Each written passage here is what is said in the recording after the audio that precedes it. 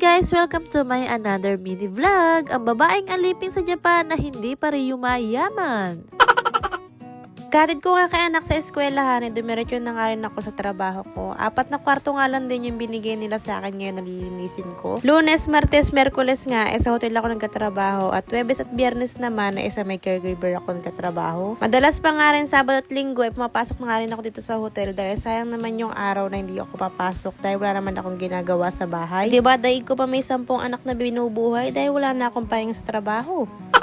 2 stay at 2 out nga lang din yung binigyan nila sa akin. Nakatapos na nga rin ako sa 3 kwarto at last na nga ito. Dahil maaga nga ako natapos sa trabaho, dumaan na nga rin ako sa grocery dahil wala na rin laman yung rep namin. Diba yung sahod ko ngayong araw, kulang pa sa pang grocery namin ngayon. Mga kailangan lang talaga yung mga pinagbibili ko at pagkatapos kong mamalengke, binayaran ko na din. Ito nga sa grocery na puntahan ko, ikaw na nga mag-i-scan ng mga pinamili mo. Meron din naman silang counter na staff ang mag-i-scan pero mas papabilis nga ako magbayad kung dito ako magbabayad. Hindi naman ganong mahal ang mga pinamimili ko dahil lahat nga ng mga sale yun lang pinagkukuha ko kanina. Maganda pa naman yung mga sale kaya nila pinagkukuha ko, mas makakamura ko. Naku na nga ihulog yung mga baril dahil medyo marami na nga baril dito sa wallet ko para kahit papaano naman mabawas-bawasan. Naipon na nga itong mga baril ko dahil sa ibang grocery nga hindi ko ito maibayad dahil meron limit ang bayad ng mga barya. Forward na nga guys, binaba ko nga lang din yung mga pinamili ko at kumain lang din ako ng tanghalian at pagkatapos napupunta naman ako ngayon sa gym. Hindi na nga rin akong gano'n nakapag-video kanina at mga 6:30 na nga ito, dumating na nga itong si anak. Natawa nga yung teacher ni anak kaya dahil hindi pa nga nagpapaalam sa teacher niya, Diyos mio, kainan agad yun nasa isip niya. Sigurado hindi na naman siya nakakain sa eskwelahan at hindi na naman niya nagustuhan yung pagkain dun. Sabayan ko na nga rin kumain si anak at nagluto nga lang din ako kayo ng sinigang na baboy at pagkatapos nga namin kumain, nilinisan ko lang din siya. Hindi pa nga ako tapos sa gawain bahay, Diyos mio, magtitiklop pa ako ng mga nilaban ko kahapon. Kita man naman bago magtiklop, gito mo nakipagkulitin pa tong si anak sa akin. Alam nyo na ako anong kasunod na to pag nagtiklop ako, panigurado meron na naman akong labahin bukas. Ganyan kami magbanding ni anak pag wala kami sumpong parehas pero pag tinamaan kami ng sumpong, Diyos mio, hindi kami nag-uusap na dalawa. Sa mga nanonood nga ng mga mini vlog namin, baka nagtataka kayo, hindi ko nilalaban yung kumot ni anak. 2